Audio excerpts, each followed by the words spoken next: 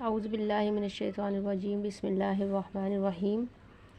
ہم سورہ بقرہ کا مطالعہ کر رہے تھے، آیت نمبر 102 ہم نے کر لی تھی لیکن کمپلیٹ نہیں ہو پائی تھی، لہٰذا اس کو آج دوبارہ کنٹینیو رکھتے ہیں۔ بسم اللہ الرحمن الرحیم۔ واتبعوا ما تتلو الشیاطین علی ملک سلیمان وما کفر سلیمان ولکن الشیاطین کفروا یعلمون الناس السحر وما انزل على الملكين ببابل هاروت وماروت وما يعلمان من أحد حتى يقولا إنما نحن فتنة فلا تكفر فيتعلمون منهما ما يفرقون به بين المرء وزوجه وما هم بضارين به من أحد إلا بإذن الله ويتعلمون ما يضرهم ولا ينفعهم ولقد علموا لمن اشتراه ما له في الآخرة من خلاق ولبئس ما شروا به أنفسهم لو كانوا يعلمون۔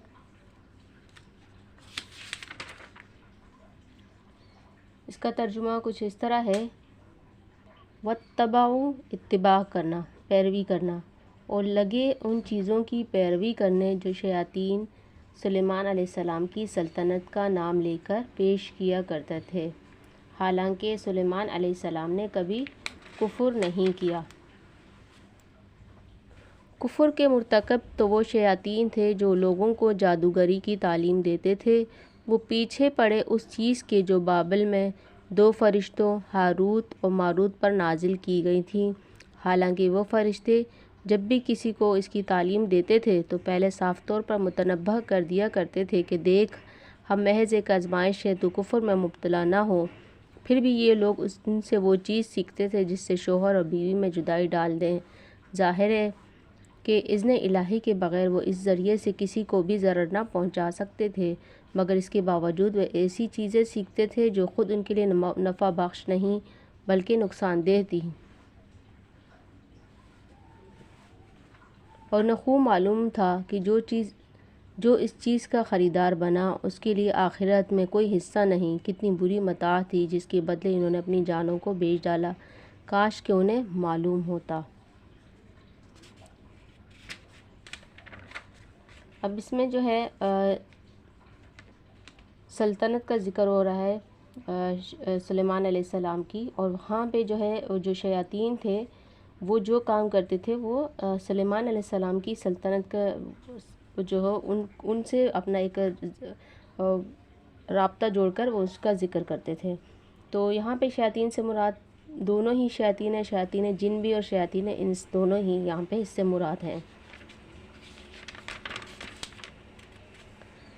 جب بنی اسرائیل پر اخلاقی و مادی انحطاط کا دور آیا اور غلامی، جہالت، نکبت اور افلاس اور ذلت و پستی نے ان کے اندر کوئی بلند حوصلگی اور اولو العزمی باقی نہ چھوڑی، تو ان کی توجہات جادو ٹونے اور تجسمات و عملیات اور تعویذ گنٹوں کی طرف مبذول ہونے لگی۔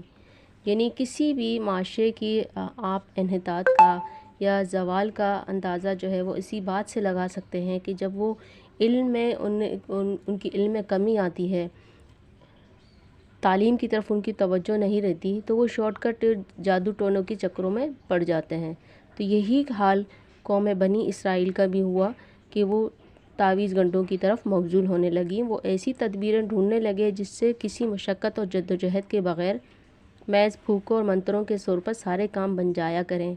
اس وقت شیاطین نے ان کو بہکانا شروع کیا کہ سلیمان علیہ السلام کی عظیم الشان سلطنت، ان کی حیرت انگیز طاقتیں تو سب کچھ چند نقوش اور منتروں کا نتیجہ تھیں، وہ ہم تمہیں بتائے دیتے ہیں۔ چنانچہ یہ لوگ نعمت غیر مترقبہ سمجھ کر ان چیزوں پر ٹوٹ پڑے، اور پھر نہ کتاب اللہ اور نہ کسی داعی حق کی آواز انہوں نے سن کر دی۔ اب اس میں یہاں پہ جو ہے ذکر ہوا تھا کہ وَمَا يُعَلِّمَانِ مِنْ أَحَدٍ حَتَّى يَقُولَ إِنَّمَا نَحْنُ فِتْنَةٌ فَلَا تَكْفُرْ، کہ جب بھی کسی کو اس کی تعلیم دیتے تھے وہ فرشتے، کن فرشتوں کا ذکر ہے؟ ہاروت و ماروت۔ تو اس سے پہلے وہ اس تعلیم کے پہلے ہی متنبہ کر دیتے تھے کہ دیکھو، ہم محض ایک آزمائش ہے، تم اس تعلیم کے ذریعے کسی غلط کاموں میں مبتلا نہ ہو جانا، یعنی کفر میں نہ مبتلا ہو جانا، اب اس آیت کی تعویل میں مختلف اقوال ہیں، مگر جو کچھ میں نے یہاں پہ سمجھا ہے وہ یہ ہے کہ جس زمانے میں بنی اسرائیل کی پوری قوم بابل میں قیدی اور غلام بنی ہوئی تھی۔ بابل اصل میں ایک جگہ کا نام ہے جو آج کل جو ہے کوفہ موجودہ اس کا نام ہے۔ اللہ تعالیٰ نے 2 فرشتوں کو انسانی شکل میں ان کی آزمائش کے لیے بھیجا ہوگا۔ جس طرح قوم لوط کے پاس فرشتے خوبصورت لڑکوں کی شکل میں گئے تھے، اس طرح ان اسرائیلیوں کے پاس وہ پیروں اور فقیروں کی شکل میں گئے ہوں گے۔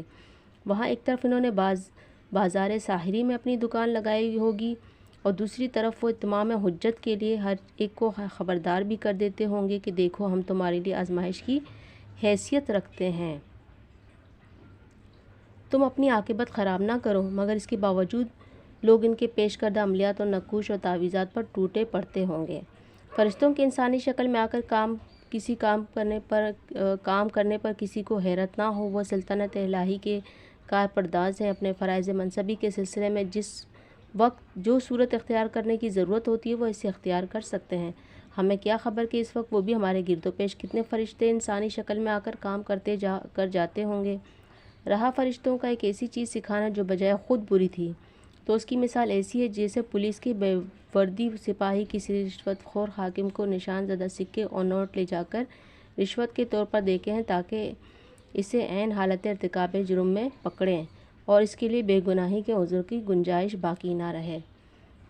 یعنی وہ لوگوں کا ایک طرح سے امتحان لیتے تھے کہ جادو کا علم دے کے وہ دیکھتے تھے لوگوں کو کہ لوگ اس کام کی طرف آمادہ ہوتے ہیں یا نہیں۔ اب یہاں پہ جو ہے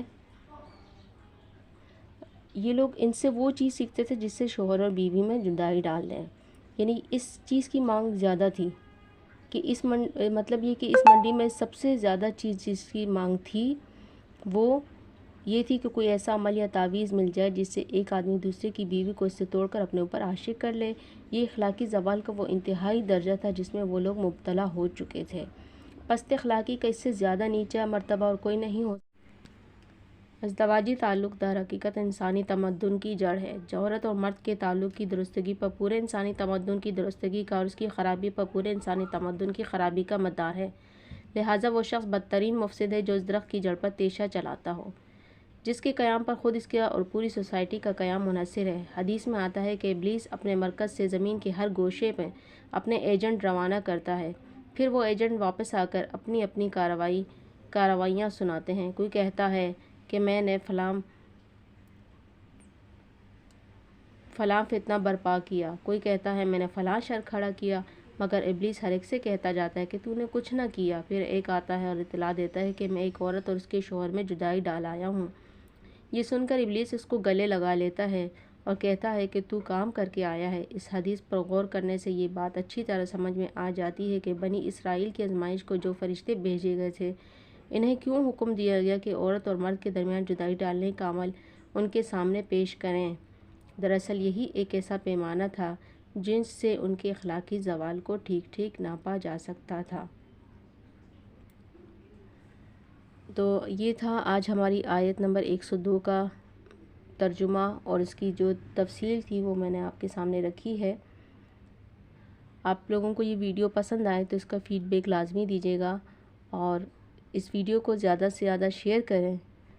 یہ ویڈیو اس میں ایک ایسا ذکر ہے میاں بیوی جو کہ ہمارے معاشرے کی اکائی ہے، ان کے درمیان کا رشتہ صحیح ہوگا تو پورا گھر صحیح چلتا ہے، لیکن اگر ان کا رشتہ خراب ہوگا تو پورے گھر کا سسٹم برباد ہو جاتا ہے اور نتیجتاً جب گھر کا سسٹم برباد ہوگا تو نتیجتاً ایک معاشرہ بھی صحیح سے وجود میں نہیں آ سکتا۔ تو اس ویڈیو کو زیادہ سے زیادہ شیئر کریں۔ جزاک اللہ خیر۔